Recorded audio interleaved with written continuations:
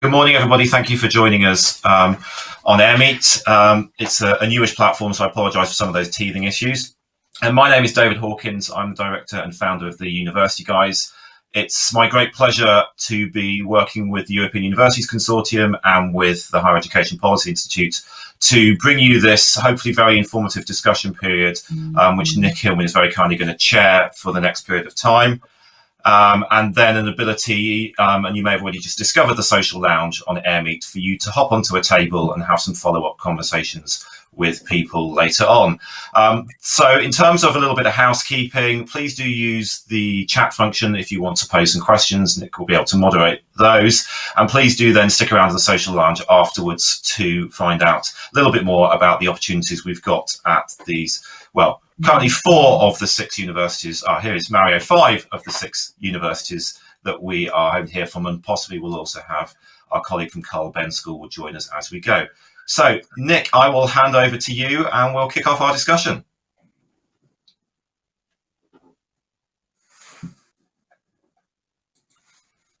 Oh, Nick, I'm afraid I can't hear you. I'm not sure whether that's just me.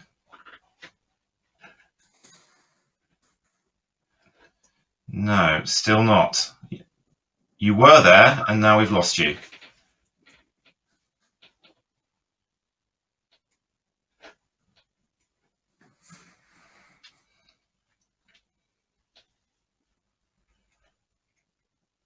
Right, well, as ever, the tech is letting us down.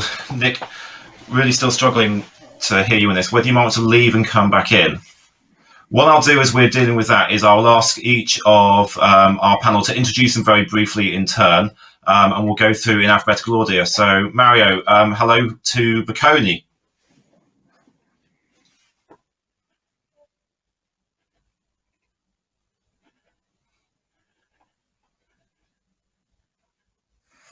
Okay, I think we're again having the same issue there, Mario. That is okay. AirMeet is not doing as well. Right. Okay, I will contact the tech support and we'll go from there. Well, Sheena and Louise and I were having a conversation beforehand. So, Sheena, maybe do you want to very briefly introduce IE? How does this go? Yes, we can hear you. Very good. Okay, great. Well, good morning, everyone. It's really great to have you all here and to be on a panel with you all. My name is Sheena Mehta. I represent IE University.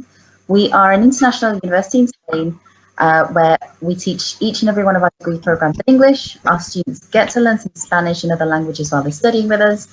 They get to travel abroad on exchange and they get to gain some real life work experience. I'm looking for really well-rounded students who are eager to learn from each other, who are open-minded, who really want to go make a mark on the world and make it a better place. Fantastic. Thank you. Declan, I think your sound was working, so hopefully we can hear from you. Yes, good morning, everyone. Very nice to be with you this morning. So my name is Declan Coogan. I'm the Associate Director for Global Relations from Trinity College Dublin, the University of Dublin. So Trinity is one of Europe's oldest universities, originally founded in 1592 by Queen Elizabeth I, so historical connections to the UK starting then. And it's a multidisciplinary university with 3 main faculties in humanities, engineering, maths and sciences, and health sciences. Very much a research-led institution. So we have 3 Nobel laureates, for example, and we're the only European university to be a member of the League of European Research Universities, along with Oxford, Cambridge and Edinburgh. Other things that would be known about Trinity is obviously the campus. Regularly, I'm sure many of you have been to Dublin, and of course you're very welcome as soon as normality returns. I would have visited the campus. It's in the heart of the city. Very beautiful old library, which I think recently featured in Normal People, which I know got a lot of attention in the UK, which we're all very happy with as well. And, visited by over 1 million people a year. And the other thing about Trinity, although obviously it's a very ancient university, very much at the heart of Ireland's focus on innovation and entrepreneurship. We produce more startup companies than any other university in Europe in terms of attracting venture capital. And given our location, we're at the heart of the innovation district in Dublin at the moment. So look forward to talk more with everybody later. Great, fantastic. Nick, do you want to try and let me hope that... Yeah, let's see. Can you hear me now? We can hear you now. Fantastic. Right, I will have Nick. I'll hand over to you then. I've stepped in for as long as I feel comfortable doing so, and we'll carry on with the instructions. Brilliant. Well, let's go to Carl next, shall we? Yes, thank you very much. My name is Karl Wöber. I'm the president of Modul University Vienna, which is one of 16 private universities in Austria. providing research and teaching in the fields of international management, tourism, sustainable development, and data science. It's a truly international university. We have 73% of international students at Modul. Research is a really very important element of our university, and we have been recognized for that a couple of times already. And it may also be interesting for you to know that I'm the chairman of the Austrian Private University Conference and representative and spokesperson of all private higher education institutions in Austria. And since 2018, I'm also a member of the board of the European Union of Private Higher Education.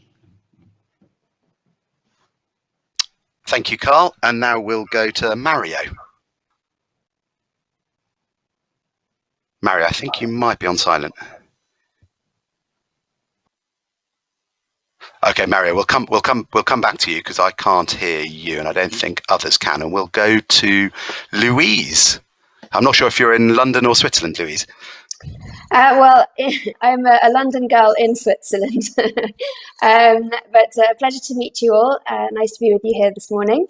So I work at EHL, the École Hôtelière de Lausanne. It's the first hospitality management university founded worldwide. We currently have around 3,000 students on campus, representing 120 nationalities, with over 70% of our students coming from those 120 countries. We focus on teaching business management with a hospitality context. So it's very much not just hotels, it's really businesses all over the world, and hospitality is very much mentality and an approach rather than the sort of more operational aspects of hotels. Of course, we do that as well. That's why we're famous. But we've really become made a name for ourselves as well in other industries around the world, not just in hotels. So I look forward to speaking to you later.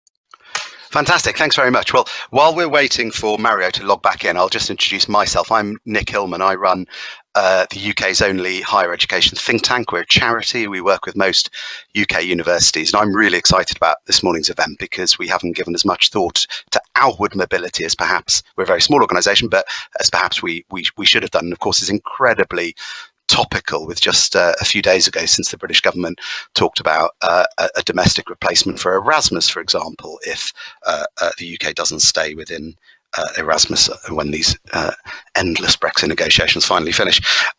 So I've got a list of questions. I think what we'll do, because we've only got an hour and there's an opportunity to stay online with this tech to chat individually to these institutions when you go back into the lobby. So we've only got now. So I'm going to fire some questions at our attendees, including the ones who come back on. And then I'm going to look at the chat and try to get lots of input, because we've got people from across the UK school system, journalism, Whitehall, all over the place. The first question I really want to ask is, what are your perceptions? Mario's back on. So first I'm going to let Mario introduce himself, if he can hear me. Hi there. Can you hear me all? Oh, yes. Sorry about that. Finally, I changed browser. Okay. Thank you. I'm Mario Tabarini from Bocconi University, which is a university located in north of Italy, in Milan. And we are basically a university focusing on social sciences. The first one in Italy, granting a degree in economics over 120 years ago. And we are very international as well. Most of our academic offer is in English. So we have a population of international students, which is over 40%. And we are private and we are very dynamic, and we are located in the heart of Milano. So thank you very much. Sorry about that again. Great. So I think that proves we've got a real mix of European countries, types of institution, different specialisms. So we've got a real mix here, and I don't think it's necessary for every speaker to answer every question if they don't want to, because I'm keen to get through as many different topics as possible. So the first question I'd like to put to you all is what are your perceptions as to why so few British people have traditionally gone and studied in another country? And based on your experience, why should us Brits be more willing and keener to get out there and study in institutions like yours? I'll stick to the original order for now. So Sheena. Great, thank you. Honestly, I think it's a case of you just don't know what you don't know.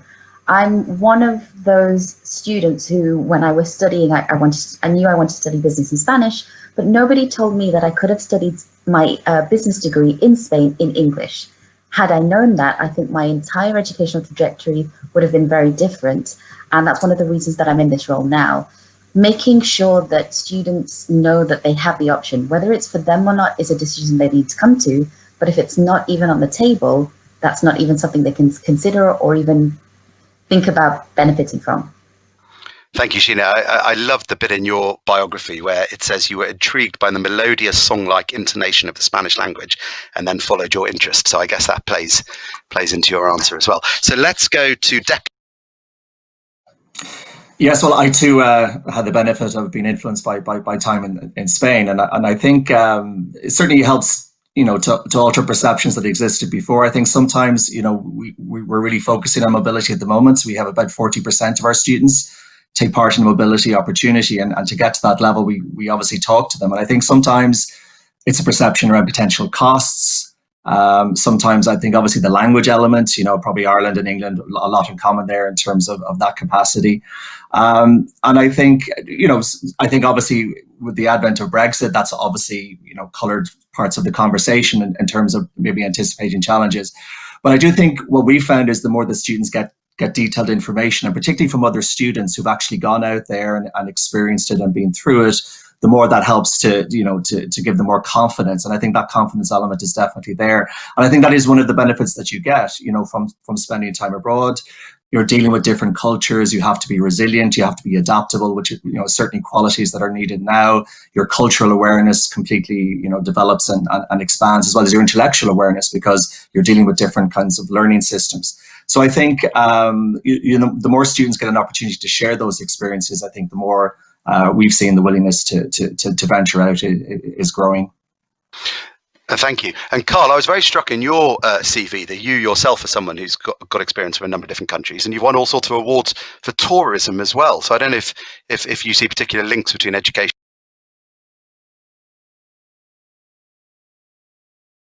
You're on mute, Carl.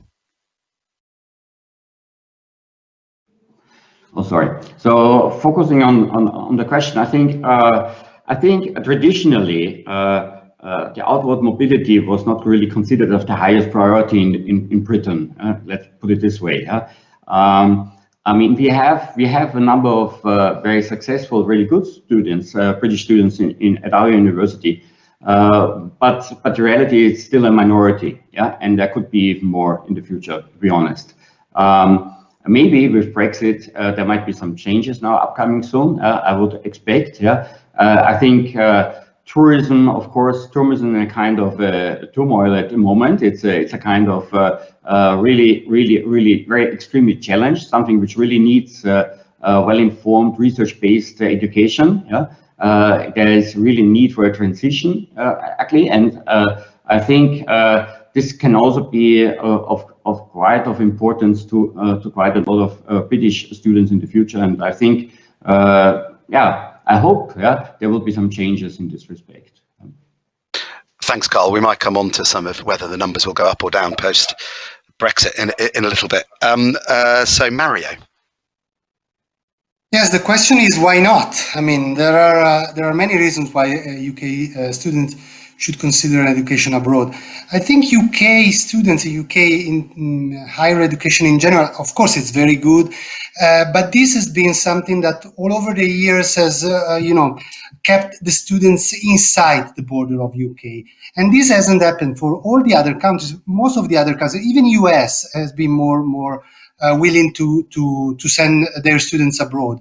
And I think this is a minus because, of course, for all the reasons that has been mentioned from the previous speakers, it's an advantage to be on the market, to be competitive, to be more international, to be more adaptable to other cultures, to study abroad. So I've seen, for example, our university is really top ranked, top 5 in Europe, top 2, top 3. And why you should consider a second-tier or third-tier university in the UK instead of preferring top universities in another country. So this is, for example, a very good reason, but it's not the only one.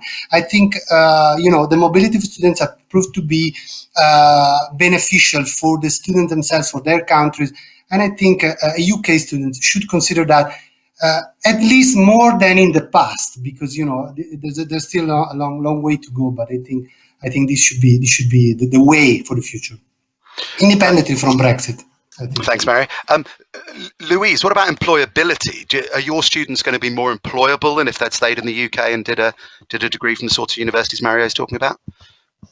Well, I think, it sort of opens us up for a more cultural awareness as well, but not just that. I think at a level of just communication, I think it makes us a little bit more multifaceted, and to be able to join the workplace in, even if you just look at London or you look at some of the major cities in the UK, they're so international nowadays that you need to be able to not just communicate with these different nationalities, but also to work with them. And each nationality has a different, perhaps, culture to bring to the workplace as well that you need to be sensitive to, and so on.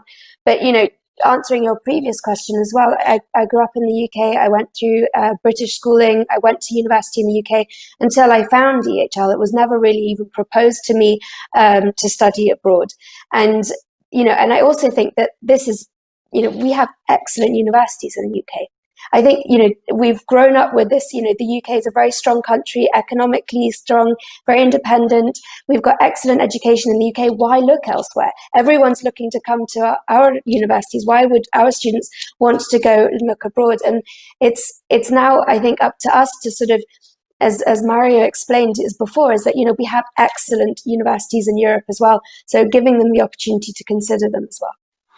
Thank you. And I'd like to build on that and ask, because there is this perception, it may be wrong, but there is this perception there are all sorts of difficult obstacles coming to one of your universities or universities like yours. So, for example, all the data show that British people are by far and away the worst in the whole of Europe at speaking a second language. And I'm really keen to know, particularly as we've got a lot of people from schools on the webinar, whether those obstacles are actually smaller than we fear, or whether it's only an opportunity for the right sort of student who is maybe familiar with 2 or 3 other languages. Let's shake it up a bit. Should we go to, I'll start with Declan, though I appreciate the questions on language is different in. Yeah, maybe it's more a case of understanding accents, but I think the language issue isn't as much of a challenge. But Dublin is a very cosmopolitan city anyway. So certainly on our campus, 40% of the staff are international. 30% of the students are now getting to be international as well. So I think there is that cultural understanding. There's an awareness, and we've had to adapt. Our teaching methods. We put a big focus on student teaching and learning development, to educate our academics as well about, supporting students from lots of different nationalities and languages. So, no, I think there's obviously less issues in Ireland, but given the fact that it's a very global community, we're also adapting and helping people to integrate as much as we can. Thanks. Let's go over to Mario. Here I am. Well, when it comes to the language, yeah, of course, it's a fear of obstacles that are never there, actually. There are only new challenges, but in the best way. When it comes, for example, to Milano is an international city. Bocconi is an international university, as mentioned, I think all the universities here. It's English-speaking, the faculty, of course, the staff, and also the students. And the city itself, it's really international. And of course, this is the safe side. You can go in a place where you don't have any problem in communicating with people. Then, of course, it's an advantage to speak the language, to learn the language. You want to learn the language if you spend 1, 2, 3 years in a place, and you want to learn the language to live a full experience, to go around, to go to small towns and buy a piece of bread or something like that. So it's really a plus. But the safe side is that we do offer courses in English. We are English speaking in the university, and this is, I think, valid for everybody here. And so it's a matter of fear, but it's up to date. It's unjustified. It's not justified, this fear. There are no worries about it. It's exaggerated. Okay, thank you, Louise. Do you agree with that? Yes, I would agree with that, and I would also add that we have over 3,000 degrees that are taught in English in mainland Europe. If you just look at in Holland, IE is very famous, Bocconi, but also in Germany and Austria, all over Europe, there are degree programs in pretty much every subject area taught in English.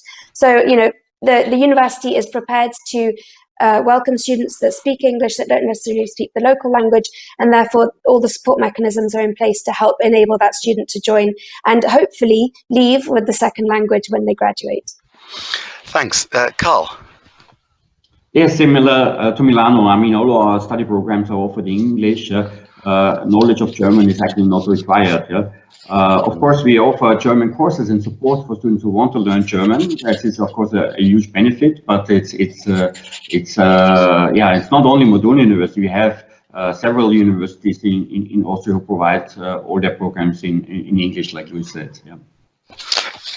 Thank you. And then I'm going to come to Sheena on this one. Sure. Well, not every university is for everyone, and not every student is for every university. So keeping in mind that that first step really does have to be made by the student. We understand as local representatives, as admissions advisors, that this is maybe a slightly different system that you might have to, that you may be used to, or that your school is preparing you for. Keeping in mind that there may be a different application system, there may be different admissions requirements. The only thing that I will say is that this is not closed off for one type of student, that it's closed off for those who see that the change or the differences could be a barrier. For many, many universities, international universities who are looking to meet students from the UK, they have local representatives. So although I'm representing our university, I'm based in the UK out of our London office. And my colleagues here are sending international representatives to meet our students here in the UK. So we're actually here to support students, we're here to support schools, and we're here to support careers, counsellors and guidance counsellors to make sure that that process is not as scary as they might think it is. The first step does need to be taken by the schools, by the advisors, by the students. But once you've taken that step, we are here to make that process as smooth as it can be. Great, thanks very much. There are some questions coming in from the audience, so I will turn to those in a minute. And there's a warning as well from Professor Cox at King's College London, who says we must make sure it is clear that the UK is in Europe, at least geographically, and that this seminar is therefore about where should people study elsewhere in Europe, not in Europe, which I'm very happy to make clear. I mean, one of the fears I think that people have is perhaps around learning styles. So if you've been educated entirely in the English schooling system, or the Scottish one, or the Welsh one, Northern Ireland, wherever, you may fear, so for example, it's generally thought that our last 2 years of schooling are much more specialist than the last 2 years of schooling in some other countries. And I think one of the fears, maybe not the biggest fear, but one fear that people have is will they be able to match the learning styles that your institutions have? And I don't know if you can put people's mind at rest on that, or whether it's a valid concern for people to have.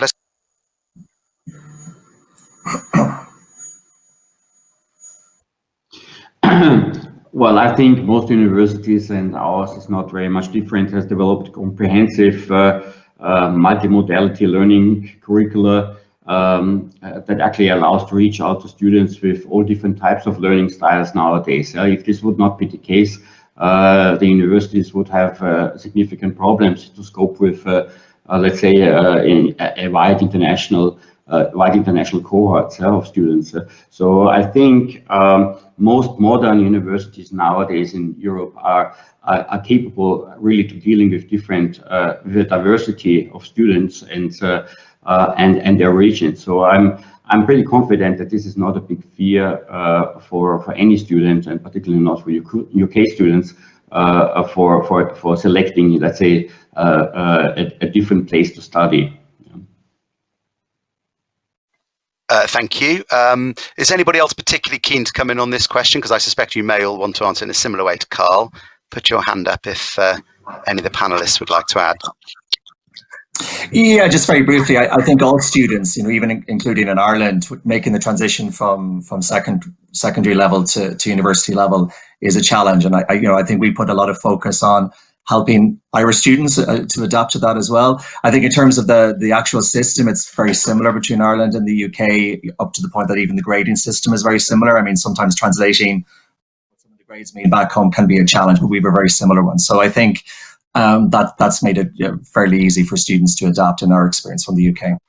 Thank you. And David Hawkins actually wrote a very interesting blog for us on the HEPI website about the Irish entry system, which people might want to have a look at. And of course, that book you referred to that's been so successful is all about the transition from school to higher education and how different people thrive in different environments. So let's go to Sheena, I think, put her hand up, and I think Louise did as well. So let's go to Sheena next. I think it's worth remembering that we've got students who are coming from British A-level background from different parts of the world. So some of them are coming from the same sort of background. However, from the UK, we have students coming from French schools, from Spanish schools, from Italian schools, from international schools. At IE, and a lot of the students who I meet who are looking to study abroad, they're looking to be around students who are different to them, who've had a different educational background to them, who've learned in a different way, who think in a different way. And when we put them into the same teams, that they are forced to see things from different points of view, and they realize how their educational backgrounds have been different, but they use as a benefit in the classroom. So coming from different educational backgrounds, 50 different educational backgrounds are represented at IE, but it really depends on how the applicant, how the student really feels being in that environment. I don't see as a disadvantage. So it's about the right fit between the student and the institution, I guess. Louise, maybe you can pick this up as well. But there's also an interesting question coming by a journalist, the Financial Times, Helena, who says, keen to hear if there's close tuition, in other words, one-to-one, one-to-small group tuition abroad, or whether it's all just sort of big, more anonymous lectures. Well, I just wanted to quickly mention that there's a lot of English schools in the UK that are switching to the IB curriculum as well, which is, I think, a very different curriculum than the traditional A-levels. And, you know, it makes the students perhaps a little bit more sort of open-minded in sense of looking to further their education elsewhere.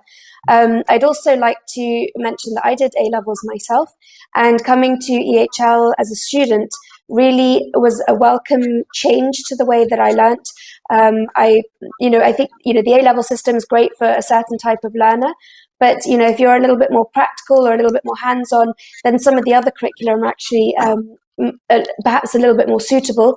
A lot of us here are applied science universities, so we're not, theoretical universities, which the A-levels perhaps are a little bit more adapted to. But, IB learners are really, they're the perfect profile for EHL here in Switzerland, that's absolutely for sure. Great, thank you. Oh, sorry. Okay, sorry. I was just going to mention your tuition, the class sizes and so on. It really depends, and I think we're talking about European universities as if we're all the same. You've got universities that are for a couple of hundred. You've got up to a few thousand. You've got massive universities all over the place as well. So it's very difficult to group us all in one go. I can say that a lot of us here have smaller classes of 20, 25 with a direct contact with the teacher, much more collaborative learning style, rather than the more lecture theatre model, which I experienced in the university I went to in the UK. Great, and I'm really pleased to welcome Gian Pietro to you've passed your test, you got through the tech. But we started by, good morning. We started by everybody just saying a little bit about their institution and its strengths. So I'd like to pass over to you to do that and introduce. Yes, sorry for the late income from my side, because there was a little bit of understanding and I just came in the office very late today. So yeah, my name is Gian Pietro Solinas and I'm a program consultant at the Carl Benz School of Engineering, and I'm actually a representative of the Karlsruhe Institute of Technology, which is one of the best universities in Germany regarding mechanical engineering.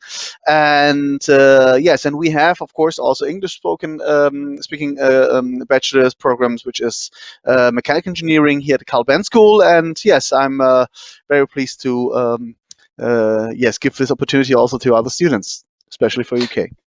Fantastic, and I'll come to you first in the next question. I think I've still got lots of questions I want to ask, but I am going to turn to some of those that are coming in from the audience. And the first one is actually from Rafe Lucas, who's a member of the House of Lords in the British Parliament, and he's got a great deep interest in education. He says, "What can you tell me about where your alumni end up, where your former students end up? Not just examples, but a sort of rounded picture of what your degrees lead to."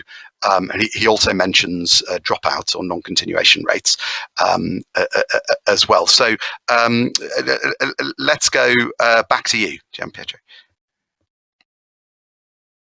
Yeah, so we're talking about where they end up after the studies, right? Yes. So yeah, I mean, the KIT, let's say the Cloud Institute of Technology, has especially a very a very big focus on research. We have more than 120 institutes here at KIT, which is not really usual for a university.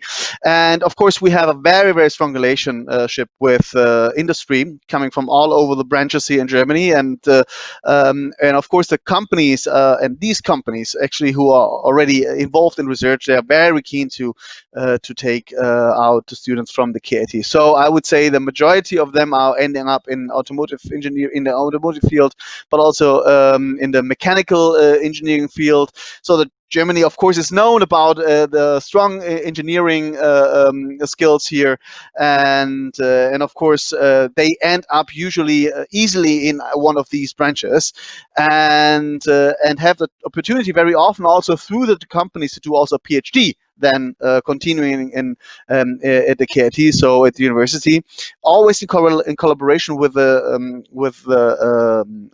industry, with the companies. So there's always a very strong relation between industry and research universities in Germany, and I think this is also a very big success that we have here. So everything flows directly into lessons, but also you have the chances to improve the skills also on the side of the company. So I think is actually what is happening here in Germany. Thank you. That's an important reminder, not to Lord Lucas, who knows it, of course, but to maybe policymakers in the UK that you can do very high level vocational skills, because that you're delivering people for very important industries. Sometimes in the UK, it's regarded as inferior, and we have to be reminded that it absolutely goes up to the very, very highest level, PhDs and beyond. So let's go to Italy, because Mario, you didn't get to go on the last question. Yeah, no, last question. I copy what everybody said, I think. But I think getting out of the comfort zone it's a plus, not a minus. I mean, the challenges are good for the people who take them. So now coming to this question, we have 120,000 alumni all over the world.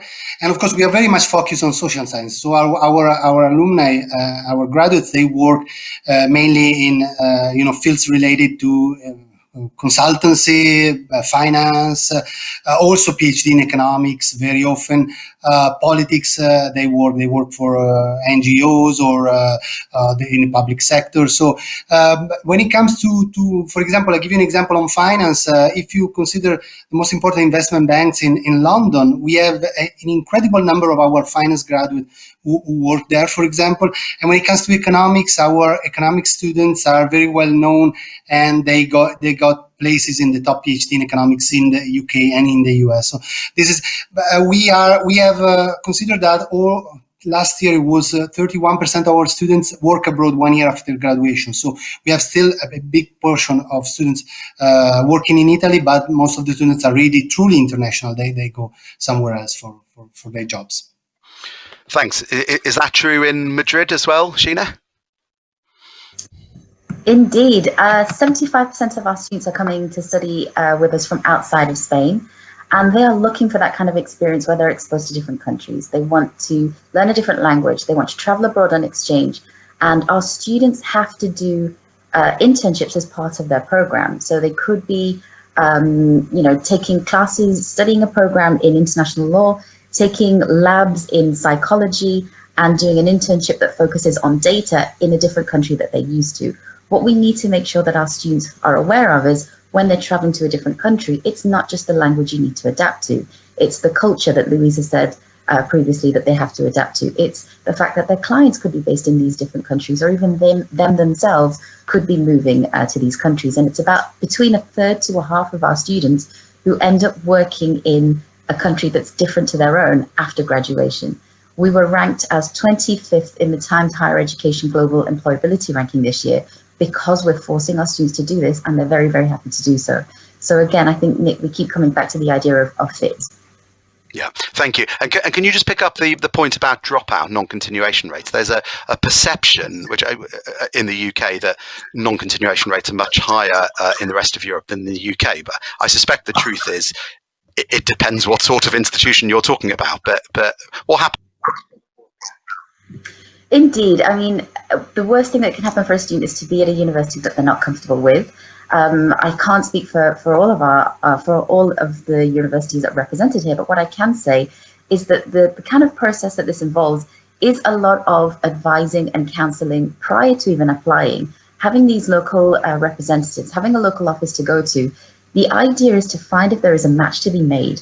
Is this university a university that you see yourself comfortable in? Is the educational environment one that you see yourself thriving in? And if not, talk to that representative to make sure that you're not wasting time in your penultimate or final year filling out applications to a university that already might not be the right fit for you. Once our students are going onto campus, they have advisors, they have pastoral care, they have mentors from university students from higher years who can also really understand the problems or the difficulties that they faced on arrival. And it's usually in the first couple of weeks that we know if our students are struggling, and if they are, they need to get that attention. Prior to arriving is where we really make sure that our students step onto campus, they understand who we are as a university, and throughout the application process, we need to understand who the student is. And if in an interview stage we realize that we might not be the right university for them, it's our job to also flag that. Okay, thank you. Yeah, I just wanted to quickly mention that all of the universities here, we have holistic admissions processes. So unlike UK, the UCAS platform, we don't just look at the grades in a personal statement. We're looking at their extracurricular activities. We're looking at times where they've perhaps been the leader, maybe they're part of the Scouts, and that's something they've done for many years. What are they doing with their sort of non-mandatory obligation, the schooling and so on. And this is, I think, very much gives us a better picture of who the person is. And like Sheena said, we're not going to help someone apply and come to our university who's going to be desperately miserable. We do not want to sort of encourage that. We want to help them find the right university. We all we're promoting our universities, but we're not second-hand car salesmen. We want to make sure our universities are going to be successful, and that's only going to be based on the students that come here that are going to be successful with us. And that's really a hugely important part, I think, of all of us. We all agree that this is very important in the recruitment of students. Great, thank you. I know I haven't gone to Declan or Carl, but I'm going to bring in one of the other questions. And if you want to veer back to the question you haven't had a chance to answer, please feel free to do so. But there's some really big topics we haven't covered yet, and we're 2/3 of the way through. So there's a question from Matthias Feist in the Q&A about the most topical issue in the world at the moment. What is the view of the panel on how COVID will affect international student mobility? Let's go to Carl first. Well, of course, it's very difficult to predict in a sense, but I would say, of course, what we have seen, the huge, let's say, digitalization wave, and the transition which all universities had to cope with was extremely valuable for everyone, and there are a lot of, let's say, learnings we can gain out of that in a sense, and I'm pretty much sure that. Many aspects of remote forms of teaching will remain even after Brexit for sure. But we have also, on the other hand, learned, how important it is to have face-to-face contacts with your teachers and with your lecturers. So, in a sense, it was a very valuable phase. Even so, it was a dramatic phase we were all facing now, and something which we could gain a lot out of it, I guess. So I'm very optimistic that everyone will do its learnings, and that at the end of the day, it will be something which would be to the benefit to the students of the future. So the new normal might look a bit different to the old normal. Declan, do you agree with that? How does it look from? Yeah, yes, I do think so. I mean, we've obviously, in terms of what our traditional model of education is, we did move to what we call a hybrid model, a more blended model. So we have tried to provide as much face-to-face teaching as we can. I think that depends on particular programs and faculty. So obviously in the health sciences and other areas which are more lab-based, we've had a more face-to-face contact, but we've been monitoring amongst our own students, I suppose, their response to online teaching is certainly not something that we would have done much before, but all of the surveys that we've done and the feedback we're getting suggests that students are adjusting to that. We thought in the early days of COVID that there might be reluctance amongst international students, particularly from India and China, to come into an online environment, but in fact, a lot more of them did come onto that. So I think that is it's an adjustment we're making. I think we do envisage that it will be a bigger part of what we do in the future. And in terms of your other question, in terms of how it's going to affect mobility, I think that very much depends on particular destination countries and how they're handling it. So obviously we're very much part of the Erasmus program, and that's where most of our mobility students go, but in the US. So I think it depends on how each area is handling that. I think in the short term, it's certainly affected the next semester, but we're expecting hopefully by the start of the next academic year in 2021, that we'll certainly see a greater revival. Great. Put your hand up, the other panelists who haven't spoken, if you've got particularly important things to say on COVID, because I suspect Sheena, and then. So again, it's really dependent on who the applicant is, what their experience is, and how brave they're feeling, and on how that's the decision that's been made on their part. What I will say is the majority of our students, almost 90% of our students, did come to campus. We have a hybrid methodology called the liquid learning methodology, where students could have started online, they could spend the year online, but they are connected real time with our students, and they're talking to students who are in the classroom.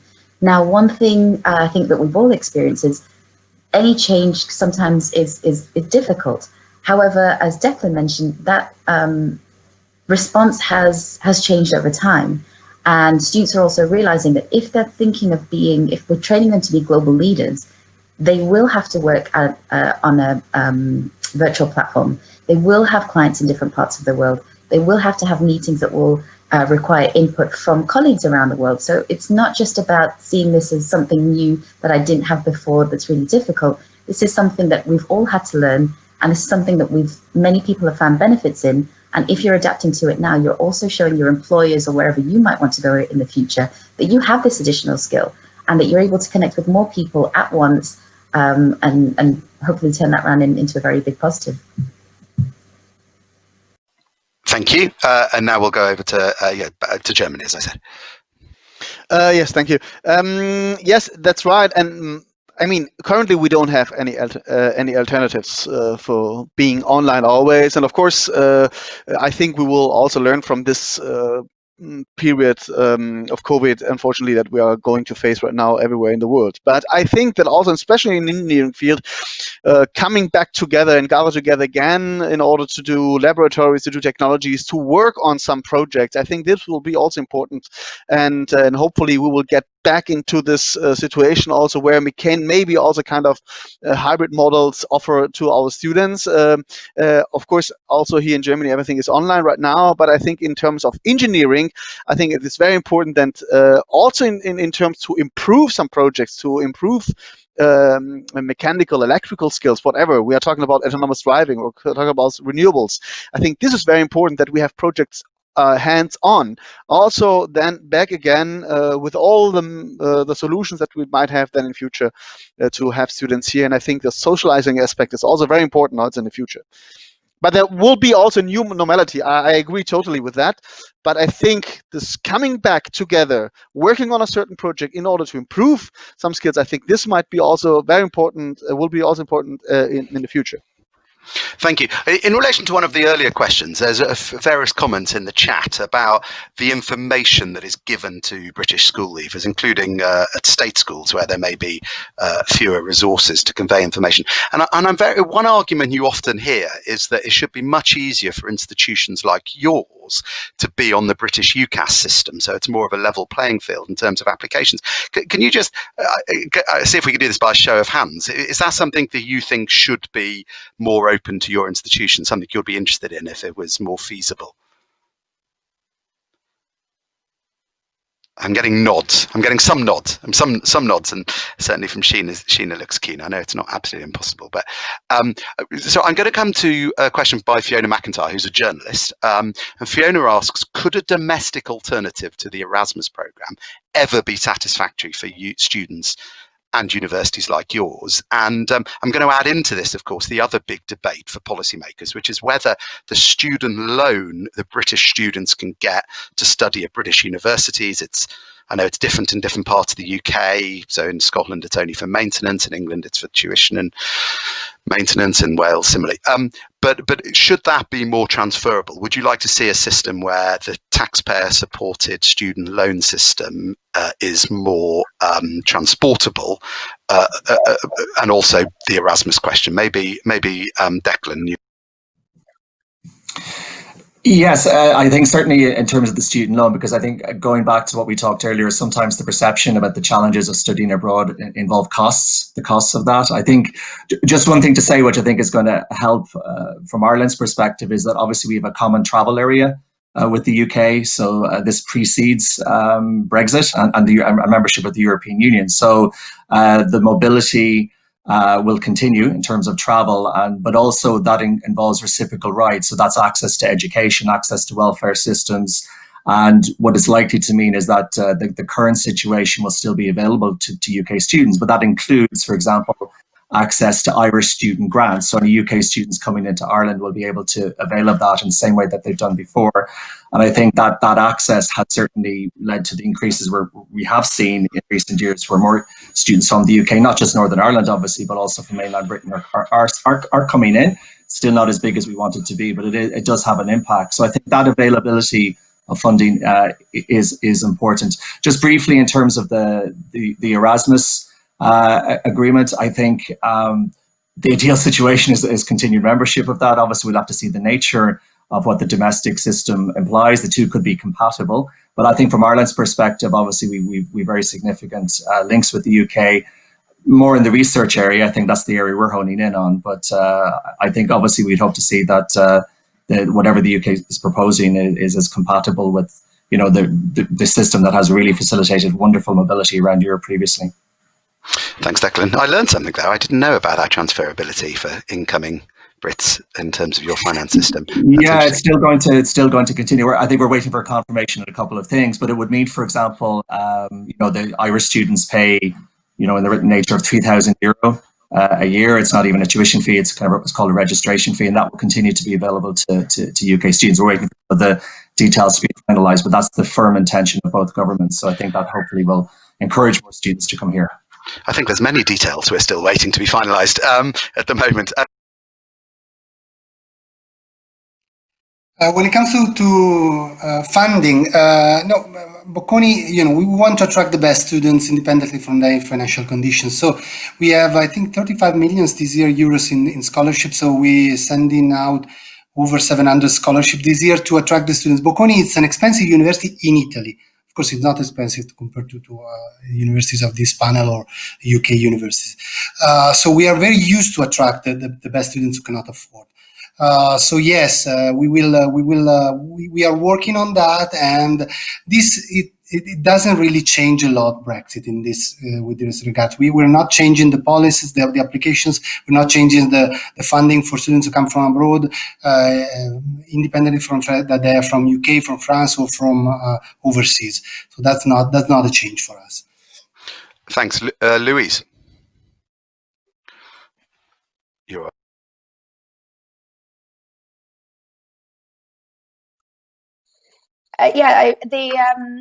I'm afraid, can you repeat the question? I was listening to the questions and I didn't.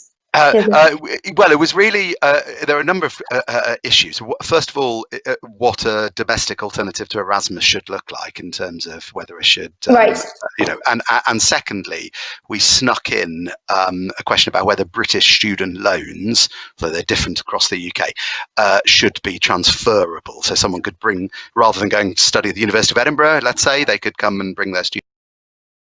Well, that I definitely agree with. I think there are some countries in Europe that do a wonderful job of that, namely, well, there's Norway and Denmark that do a great job of allowing their students to take their student loans abroad with them, which I think is a great opportunity.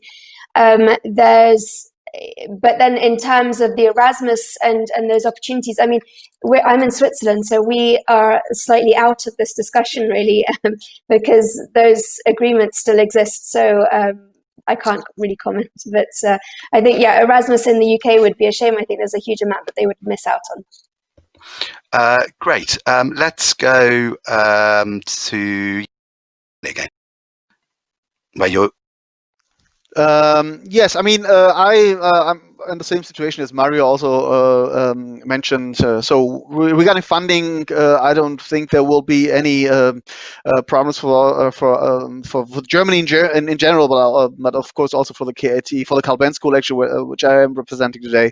So we don't have scholarships in this matter. I mean, what we are trying to organize is more and more the relationship, as I mentioned before, with industries where students have the chance to work there, and then of coming in this, I mean, where they're coming from actually it doesn't matter. So of course we hope that also, of course, that all the agreements that the Brexit deal can hand out is also regarding students and still the mobility that we have, Erasmus and so on. I think it's also very important for everyone, but it won't affect that much, I think.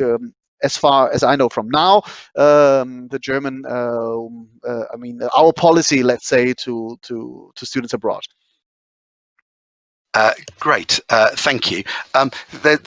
Carl, Nick, yeah. It's Mario here. Can I add? I think I missed the question on the Erasmus. Sorry, I was concentrating on the funding.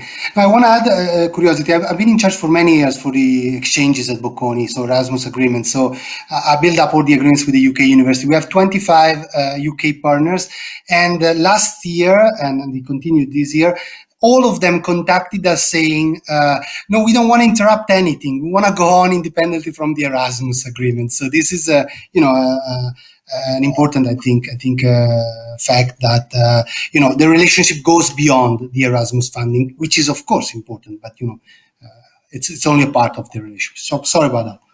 No, great. Yeah, I just want to say, of course, we would also welcome if UK student loans would be available to be transferred to other countries. I think that would be definitely for the benefit for the students.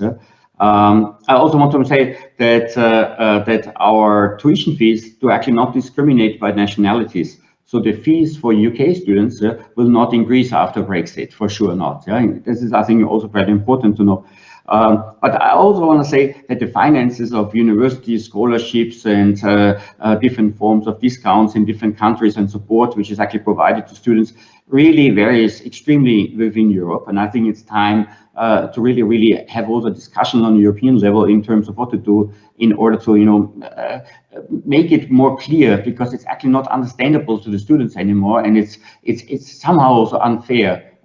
Considering that we all live in one continent here, yeah, and who try to celebrate the European Union here, yeah. So it would be really important that we have a high level discussion on this topic, I guess. Great, thank you. There are lots of questions we're not going to have time to get to because we've just got another 5 or 6 minutes to go. But I do urge people to stay on. As I said at the start, you can go back into this clever tech system means you can go and sit at a virtual table with people from each of the institutions represented, and go and put your questions direct to them. So I do urge you to do that after this sort of collective panel session has finished. I just want to bring in one thing. We've talked a lot about academic learning. We've talked a lot about applications. We've talked a lot about Erasmus, Brexit, transferability, where your alumni go. We haven't talked that much about something which is, of course, crucial to the student experience, which is the non-academic life, the pastoral support, the what happens when someone has a problem, how easy is it to integrate with other students from your university, and I wondered if we could touch on that because it is crucial to the student experience. Sheena. Indeed, how important is it? And I think many parents are considering that first. Sometimes moving to a different country is second nature to many of our students. And for others, it's the biggest first big jump they're making, and there needs to be the support there, whether something goes wrong or not. And we want to make sure that that's available to our students, and it's available 100% in English, not only from more of a psychology, pastoral point of view, but also from other students who've gone through this experience already. So second year supporting first years, third year supporting first years, final year students supporting first year students. Be in an environment where, depending on what support you need, you have different people or who you feel most comfortable going to, and that you have choices there, that you feel comfortable knowing that whether an issue may arise or not, you will have support there. And most, if not all, universities are aware of this and are providing that for students. Thank you. Is that your experience? Yes, I think, as well, as I've mentioned before, I was a student at EHL. There was, plenty of people on hand that were able to help us with learning strategies, with, helping us adapt to the new environment. We also, because of, again, the smaller class sizes, we had teachers are also a bit more aware of where the students are and how they're coping with the course material and so on, and are able to sort of contact the students on a one-to-one basis, which I personally experienced as well myself. And also, I think we need to remember that, it's a bit scary for a UK student to come to a university in Europe, but it's the same for students leaving from their home countries as well. And, with 120 nationalities, that's a lot of students coming from sometimes a lot further afield. In Lausanne here, we're an hour and 15 minutes flight to London, whereas we've got students that can't even go home for Christmas because the break is not long enough. They've only got 2 weeks and the flights and so on. It takes 24 hours to get home, and the cost is prohibitive. So, in terms of that, I think, at the beginning, everyone finds themselves a little bit in, big eyes and a bit sort of deer in the headlights. But, they soon club together. They soon have, bond friendships that will last a lifetime, and work through this initial period together. Thank you.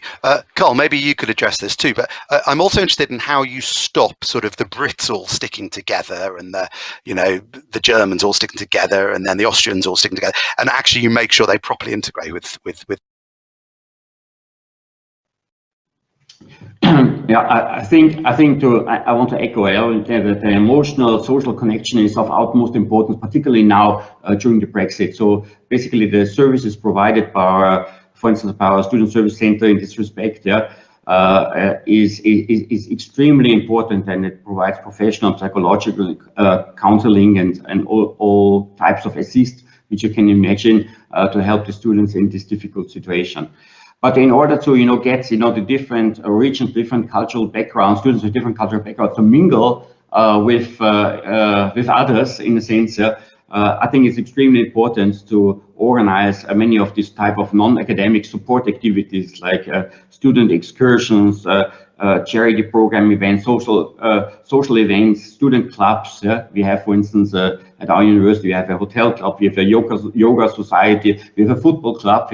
All different types of facilities which allow the students really to mingle and to let's say to step out of their usual environment. Let's put it this way. And I think this really helps. And as we have an international day every year, where we celebrate the different regions and the different cultures of our students. So all these type of facilities and events are extremely important, and our let's say student services center, which is the central point within the university, plays a very active and important role in this respect. Thank you. We got 3 more people to come in on this question, and I'll ask at least one of you maybe to address the accommodation point as well, because obviously who you live with is very important, and whether it's easy to find decent accommodation is crucial to many people's student experience. I'll go along the order on my screen. Yes, in terms of the integration bit, yeah, absolutely. There's a big focus on extracurricular activities. So we've over 170 different students, clubs and societies. I think we've got the 2 oldest in the world, the HIST and the PHIL, debating societies. And they're student-led, which I think is very important. So they're run by students, the students manage the budget. And I think that definitely facilitates, integration. We have people from lots of different programs who integrate in that. I think that student-led bit is wonderful. I mean, we only found out Joe Biden was going to visit us a few years ago because his office told us that he'd already been invited by one of the student organizations. So I think that certainly facilitates lots of interaction and lots of integration. I just wanted to touch briefly on the student support bit, because I think the real challenge at the moment is how do you do that in an online environment? And I think we've had to do a lot of work to really make those comprehensive services available online. So for example, every student gets an academic tutor, which they have throughout their time in the institution. There's a lot of student-to-student structured support systems that happen. And, I think particularly at the moment, the counselling services are very important. Students are dealing with lots of challenges around loneliness, mental health, and they're providing a range of things to help them integrate. I think one of the good things that actually happened in Ireland was the integration of that student support with government policies. So it was jointly funded between the government and the universities, where we have a meet and greet service at the airports. The students are literally taken from the airport, transferred into their accommodation, and that applied across all of the universities. In relation to accommodation, I think we've a lot of things on campus, and they are very much integrated as well. And I think there's a really comprehensive list of activities they're trying to run. And so over Christmas, for example, many students are staying here, and there's really a wide range of activities, outdoors, indoors, that we're doing to try and help them to mix and to mingle and to get them talking to each other. Thank you, Declan. Mario. Yes, when it comes to the well-being and counseling, we have a desk dedicated to students, and it's online, it's free, and of course there is more attention now with the current pandemic. We actually nominated a dean for diversity and inclusion, Professor De Vries, Catherine De Vries. She's Dutch, and she's been teaching for many years at Oxford, and that will increase also the policies of on inclusivity and diversity, and pastoral and more pastoral care as well at Bocconi. When it comes to accommodation, we are in the middle of the city, like 20 minutes close to the main square, and we have 2,000 places for students. But many students also decided to go private accommodation. I think as well this is not an issue, and as well this is more related to face a bit, getting out of the comfort zone. If you go in a university located in the middle of the city, it's different rather than in another place outside the city where housing it's easier to get. But we don't have that problem. In Milan, it's also a university city. We have, I think, 200,000 students and 8 universities in the city. So it's really, made for students in certain sense. And how many of those 200,000 are from other countries, do you know? Oh, well, that was recent. We have, I think, overall in Milano, we have only 7,000. I know that because it was a recent meeting with other universities. 7,000 non-Italian students, of which 3,000 are at Bocconi. So this is okay. Great. Yeah, and also to give you an additional figure, in September, when not all the students were in Italy, of course, from abroad because of the the restriction to the pandemic and all that stuff. We had on campus over 80% of international students on campus. And when it came to other Milanese university, it was only 37, 38%. So we had a good outcome there, but of course, Yeah. Great, thank you. Well, our time is nearly up, so we've got our time is over actually, but I do want to go back to Gianpietro. So for the final word, and just to remind you to go into those rooms to put your questions that we haven't been able to get to direct to people, and also have a look at our website, the HEPI website. My logo's behind me. But final word to you. Thank you for the last word here, Nick. In terms of integration actually and accommodation, so we have the big advantage that we are not that big city here in Karlsruhe. We have 300,000 inhabitants, which is not that big, and we have our own accommodation on our campus. We don't have that big intakes, as I know from my colleagues and the other universities. But of course, what we all want is, I think, that students to be successfully pursuing a bachelor. And in terms of this, I think it is very important to integrate them to the other students and also to the environment here. So of course we also have many things that we offer, like excursions, like social events. We have sport activities that we're offering here. We have our own counselors who are helping them also to integrate if they need any small thing which has to be done. And of course also we will help you in terms of finding or how to apply for internships and so on. So integrate them already during the bachelor into the life of work. And I think engineering has a specific skill that mathematical and chemistry and physical skills have one language. I think they might have different approaches, but actually the language is the same. And I think this will help them in order to integrate with German and with all the other international students here, working on projects, working really hands-on on laboratories. And I think this is something which we always have to have in the future also. And we are proud of this. Thank you. A nice optimistic way to end. I'm sorry we've gone a couple of minutes over, but I've learned a huge amount. I'll pass back to David in a second. David Hawkins, thank you so much, everybody, for doing this. All these issues continue to be live and important, so I know they're not going to go away. Thank you very much. We ourselves have a couple of other webinars coming up, one before Christmas on what age is right for academic selection, a balloon debate, sort of informal pre-Christmas balloon debate. So do come along to that if you can. But David, back to you. Thank you so much, Nick. Thank you, everybody, for joining. Wonderful discussion, been really fascinating for me to join and a privilege to be able to put this together. This idea of international student mobility is one I know that HEPI have been delving into, and indeed on Wonky as well. There's been some blogs there. At the university, guys, this is the work that we do. I'm proud to work with these universities and also to support students with their applications. Large numbers of students are doing this. The statistics that we had from the most recent cycle showed that 5% of all private school students in 2019 went outside the UK. At the university, guys, last year, the students we worked with gained offers from 111 universities across 8 different countries. So this is a growing issue. And to support that, please do hop into the social lounge immediately after this sessions, join the table, have the discussions. We'll all be hanging around here, and indeed some colleagues from universities are as well.